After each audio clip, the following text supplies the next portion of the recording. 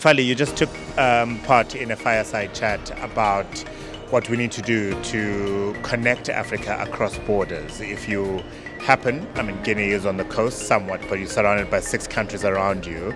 How do you then take advantage of connecting those 6 other countries? Like I said, Guinea has a strategic position in West Africa.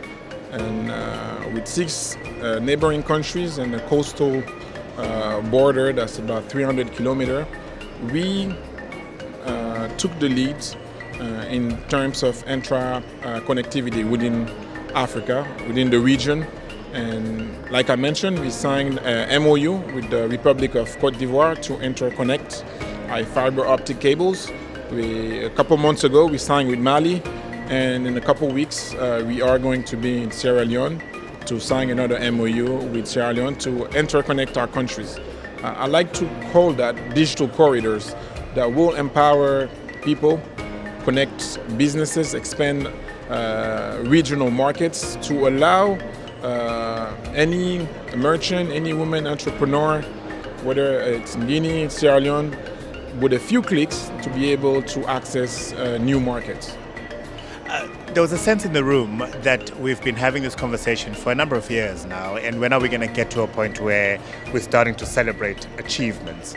Is what you're achieving in Guinea going to get us there quicker, sooner?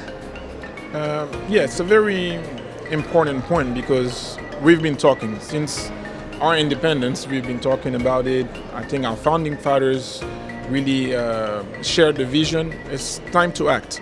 And those MOUs that we are signing are true actions that are being put in place by our governments under the leadership of our president and the president of those countries.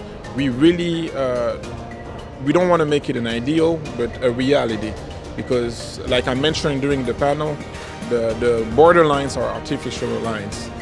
We need to connect our people, connect our economies, and foster innovation across the continent, and it starts by signing MOUs, and behind that, making sure that we deliver.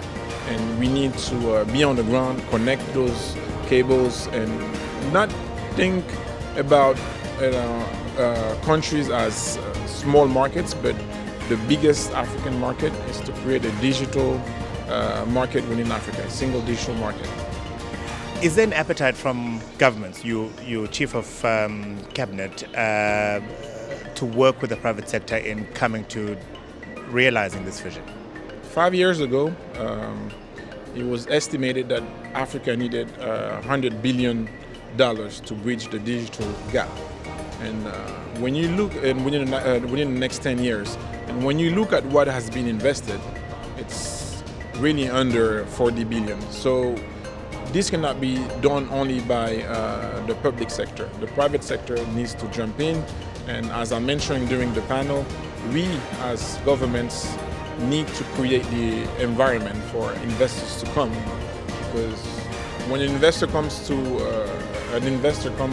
a country, they want to make sure that on every dollar invested, they have a return.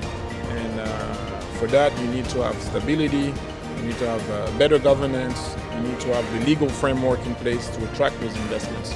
We understand that it's crucial, and Guinea is working to really attract investors to bridge the infrastructure gap, but also the finance gap that we have. Fadi, thank you very much. Thank you very much for your time.